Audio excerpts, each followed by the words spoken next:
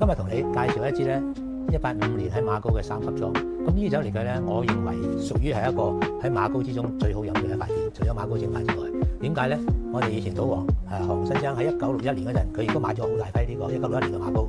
咁記得早30年前啦，咁佢喺當地請咗當地酒莊嘅人過嚟，同佢呢批馬高1961年換個木塞，就喺澳門舉行嘅。咁呢一個新聞嚟計咧，都叫幾有影響力啦，對呢一個酒莊嚟嘅。咁1961年當然係佢而家我嘅生日啦，亦都係呢啲酒莊馬高裏面最靚一個年份。今日咧，我都知呢啲酒好飲㗎啦，但我今日咧除咗呢支2022年之外咧，我就開一支新番嘅2017年。咁作為2017年咧，係屬於新年份之中性價比比較高嘅一支。咁我覺得飲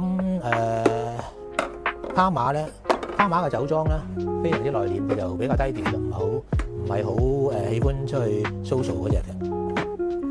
咁但係咧，佢嘅釀造方式、釀造嘅風格，作為一支飲波爾多酒，我個人覺得佢嘅酒質、佢嘅內涵、佢嘅變化、佢嘅深度，絕對係大師級。但係價錢咧，當然係馬高之中算比較貴嘅一隻啦。但係我覺得佢物有所值嘅。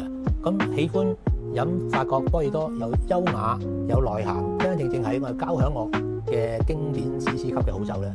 馬高呢一個酒莊嘅哈馬咧，絕對係值得你去擁有同品嚐同埋，千祈唔好錯過一支好酒。